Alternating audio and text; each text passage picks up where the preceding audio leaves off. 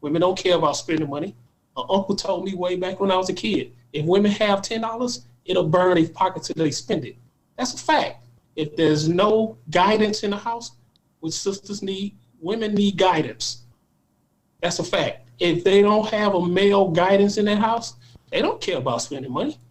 That's, of course, that's an agenda. Anybody who studied this for any amount of time, if you just look at the women in your life and see how they spend money, completely emotional. And if you take the men out of the house, of course, there's an agenda to keep them single. How many businesses would go under if women went out there spending, buying a whole bunch of stuff? Everybody would go out of business.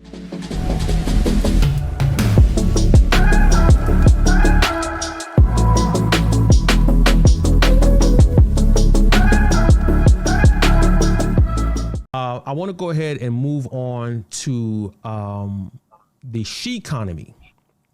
The SHEconomy, right? Okay, so Morgan Stanley released a study called The Rise of the SHEconomy.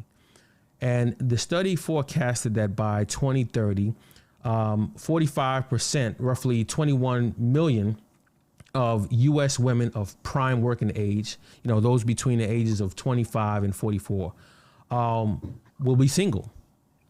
And according to Morgan Stanley, this will be the largest share of single women in the workforce in the history of the United States. Now, why does this matter?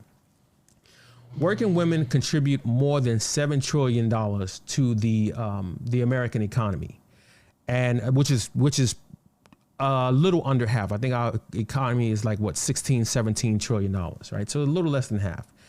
And these growing number of single women are expected to single-handedly boost the success of retailers like Sephora, Estee Lauder, the fast food industry. Since most women won't be cooking, they'll be working, and so they'll be going to fast food, the car industry, companies like Nike, TJ Maxx. So a lot of retailers are rubbing their hands and they're frothing at the mouth of this booming demographic of single women. Now, among those women is a subset, a group of women who are the most likely to be spendthrifts. Now, these women, yes, they spend money carelessly, right? They are considered to be the least desirable, not by black men, but they're considered to be the least desirable. They're the least to ever get married and the most likely to get divorced. I'm talking about black women.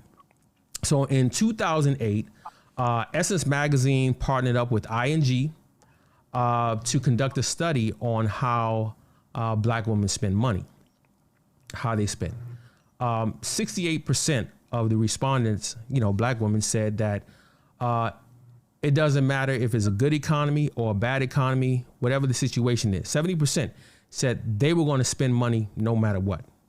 40% of them said that they shop to cheer themselves up, right? So whenever they're feeling down, they're going to go shopping or they're going to spend money to cheer themselves up.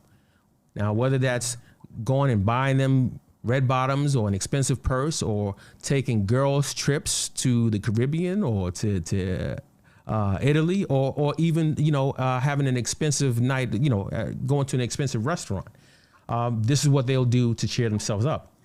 So, again, there was another article in Health Day which cited that when they did a study comparing the loneliness of women, black women compared to white women were twice as likely to say that they were lonely and almost 3 times as likely to say that they were having money problems, right? 2.5 times of them, 2.5 times more likely to say that they believe that they were in a lower social class. So what we're dealing with is you have women who may have certain insecurities and they try to spin their way out of it. And so the question that I want to ask is, do you think that there is an agenda to keep black women single and lonely and continuing to become a commercial cash cow? Miss T. It's a possibility. That's about all I have on that. That's all you have on that. Okay. no more on that. Ray, do you think there's an agenda to keep women single, and do you think there's an agenda? It's not only an agenda to keep women single, but it's more of an agenda to keep Black women in particular single. And this started way back in the 60s when the war on welfare started, and they gave the women the option of putting their men out and getting free money from the government. Any dignitary will tell you what happens to any society when you take the man out of the house. And they purposely sent government agents to the homes to make sure that there were no men in their house on purpose, because they know what happens when you take men out of the house. These are some of the many negative things that happen to the society. And it's happened ever since then. Women don't care about spending money. An uncle told me way back when I was a kid, if women have $10, it'll burn their pockets till they spend it. That's a fact. If there's no guidance in the house, which sisters need, women need guidance. That's a fact. If they don't have a male guidance in their house, they don't care about spending money. Of course, that's an agenda. Anybody who studied this for any amount of time, if you just look at the women in your life and see how they spend money, completely emotional. And if you take the men out of the house, of course, there's an agenda to keep them single. How many businesses would go under if women went out there spending, buying a whole bunch of stuff?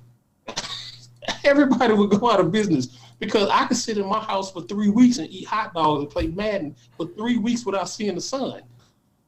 A woman can't do that.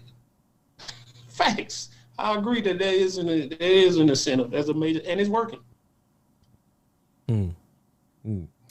Hanifa, is there an agenda to keep women single?